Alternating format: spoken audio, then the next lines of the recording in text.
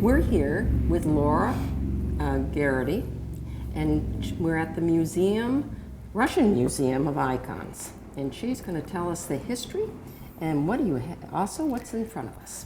Well, thank you so much for coming. We're delighted to have you. The Museum of Russian Icons opened here in 2006. We've become a real part of this town. We were founded by a man named Gordon Langdon, and he developed a factory here in town with plastics.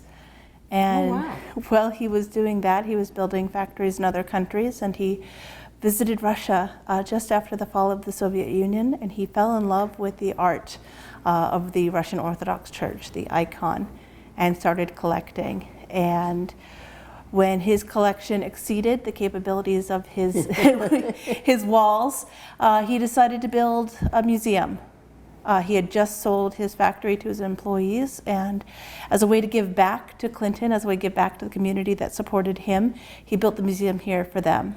Wow. And so here we are. He sounds like a very generous man. Incredibly generous he was. He gave a lot to the town. He cared very much about the people here and the history of the town. And I know you've seen quite a bit of that, and we're glad to be a part of it. Well, we're glad to be here. It's very interesting. And we are continuing to collect. This is a brand new acquisition. This is a Russian icon from Palach, Russia, at one point in its history. And it is a really fascinating piece. It's 3 scenes together celebrating an icon of the Mother of God. We think this probably would have been part of a much larger icon that was maybe damaged, and this is what remains. So it was cut away and then reframed. But I'm just in love with this piece. If you look very closely at the details we have here. Oh, yes. It's pretty incredible. It really is. The miniature level painting.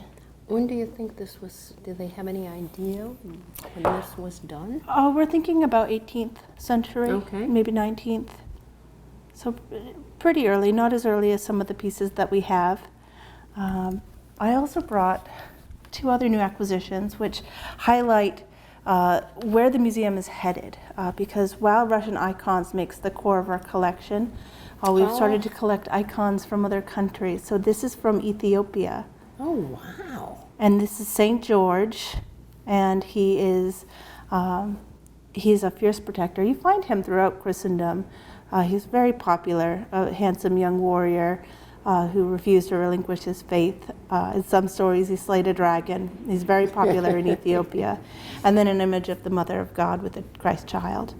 Wow. And these are very different. And when do you think this? This is probably 18th century. Awesome. Yeah. 18th century. Wow. Incredible. And this is typical for Ethiopia. It's a double-sided diptych. Look at that. So we have another warrior saint. We're not sure who. We're just studying it. And then selected feasts. Wow. Very interesting. And I like their art, too. Very simple, but very detailed at the same time. Very bright colors. Less complex than the one I just showed you. Very, big blocks of color, but very dynamic. No, it is. And then Greek icons we're collecting as well. You're really going. We're really going into the Orthodox world. Isn't that And so this beautiful. is a carved triptych. Look at that. 17th century, we think, and this is from Mount Athos. Wow, can you look at that detail. I'd love for you to get really close up and just see how finite the carving is. I don't know how anybody did that. That's really amazing. I've seen videos of boxwood carving, and it still amazes me to this day how they managed to get in there, especially before the era of high-tech tools and creating these tiny 3-dimensional carvings. And the last one, I saw you doing a number of stories in your videos on women in history. We like the women's history. So I brought out one of my favorite female saints. Her name is Mary. different from the Virgin Mary. This is Mary of Egypt. And she was said to have lived a sinful life, and she decided at one point that she was going to reform, and she gave away everything she had and went into the desert just past the Jordan River and lived there as a hermit for all of her days until her clothes disintegrated and fell away. And then as monk went out on a pilgrimage, as they did sometimes, into the wilderness and came across her. And they both were stunned at the sight and thought the other to be a holy person.